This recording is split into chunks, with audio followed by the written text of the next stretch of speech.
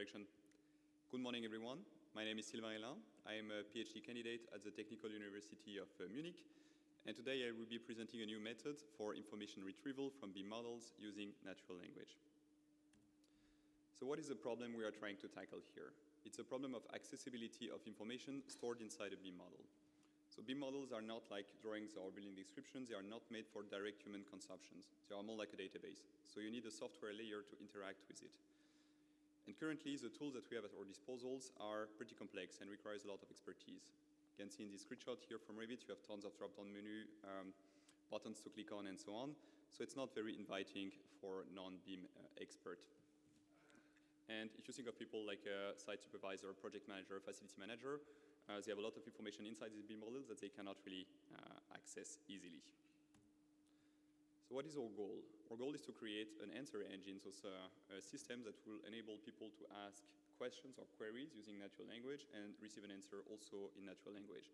The same way they actually ask their colleague or their architect if they cannot handle this BIM viewing or BIM authoring tool directly. You can think of it as a Perplexity, but for handling BIM data instead of web data. Over the past years, several methods have been proposed to tackle this challenge. We have ontology-based approach, machine learning-based, prompt-based, but everything we could find suffered from at least one of these four flaws. So it's either ontology or keyword-driven, so you are not actually free of asking your question, your query the way you want. You also have to learn a system or some kind of vocabulary to be able to use it, which defeats the purpose. You have a very reduced scope, so some methods work well with flexible query, but are just working for retrieving information from roles or for windows, this kind of stuff. Or it requires extensive manual data pre-processing. So many of these approaches don't work with a native BIM model directly. They work with another data representation, like a document database, and the mapping needs to be done for each new model that you want to query. And many of these approaches don't work well with multi-hop queries. And to our knowledge, this one is the only one that suffers none of these flaws, so you can ask the question the way you want, in any language you want, for that matter. It doesn't even have to be English. We have access to the whole information inside the BIM model because we work with a raw file. And so we don't also suffer this third one, extensive data pre-processing, again, because we work with a raw file. And it works very well with multi-hop queries. So this is a high-level overview of the system's architecture. As input, this system is taking a query in natural language, and it's outputting an answer in natural language. We have two here agentic steps from this LLM-based agentic workflow, which the first one being the resource selection, and the second one, the information retrieval. And we have three resources. These are the BIM models, so containing the underlying data. We have the tools, which are basically a collection of Python files containing Python functions. More on this in a minute. And a Python interpreter who is able to evaluate the result of Python's expression.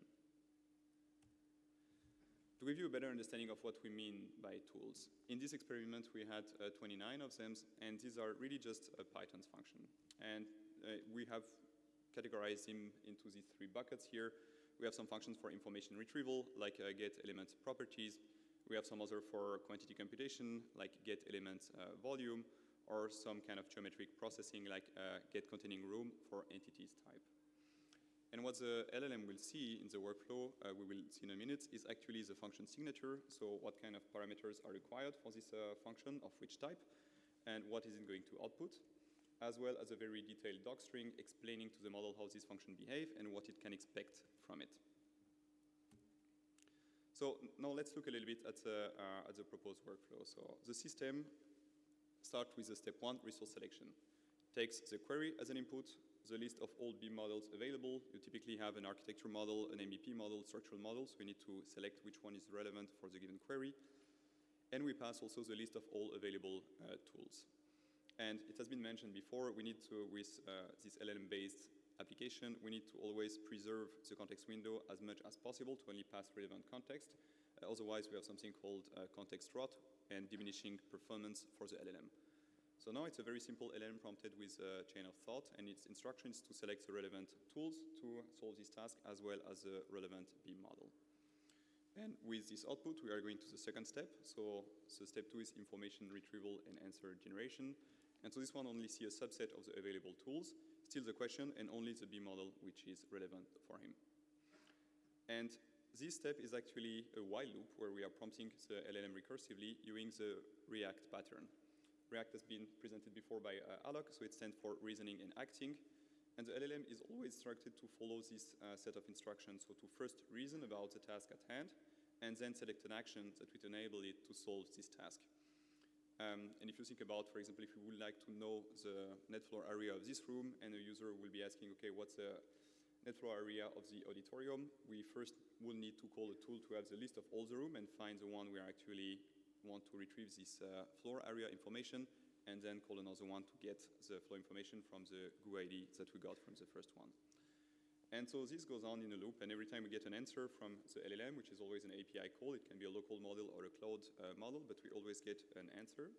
We are using regular expression to extract the name of the tool that the model wants to use, as well as the argument we need to pass in it. We match it with one of the tools that we have from the database, and then we evaluate the result of this expression using the Python interpreter.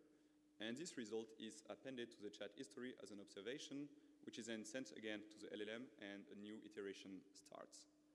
And this goes on until the agent says, okay, I now have all of the information I need to answer the question, and it calls a special tool called finish, and this breaks the while loop and returns the answer.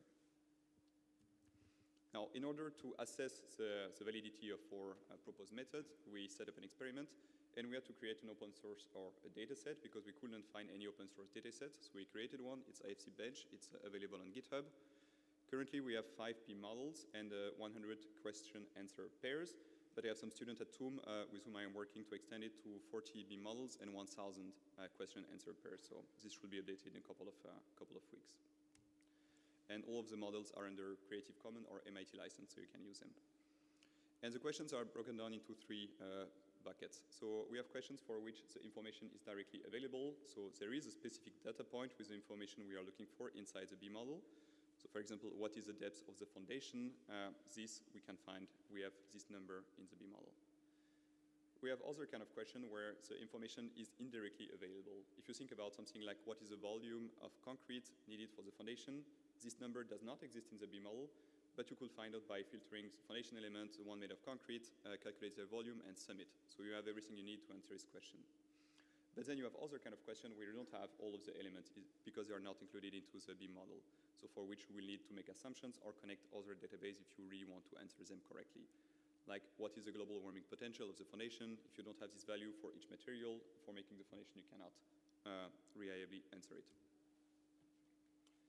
And these are the results that we get from our experiment. So it's very promising. We actually have a great accuracy of 95% for queries where the information is directly available in the BIM model. So if this information exists, we find it. And interestingly enough, if we look at the error heat map, the errors that we got from these queries where information is directly available don't come from the system itself. It comes from the wrong export of the IFC file from Revit. There was a unit conversion from imperial system to metric system. And so the system reliably retrieves the attributes from the element, but it did not match the geometries that we could measure on the BIM authoring tool. Things are not that great yet for questions where the information is directly available or insufficient. But again, interesting finding, most of the errors don't come from the LLM, they come from the human, me. Because this implementation comes with manual tool implementation, and some of the tools are not reliably implemented. I had some struggle, for example, with calculate gross floor area. It's not always outputting the correct answer. And sometimes the system doesn't have the tool it needs to retrieve the information from the BIM model, so we have missing tools also as an issue here.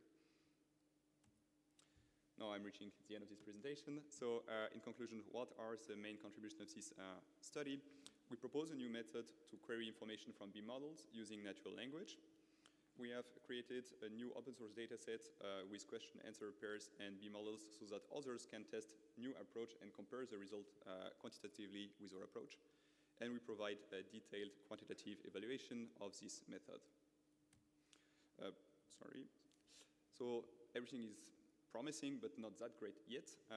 This method is completely automated at inference time, but not for creating the system. It still requires manual tool creation, which can be very time-consuming and, as we saw, error-prone, which led also to the second major limitation, the currently low accuracy for querying indirect information.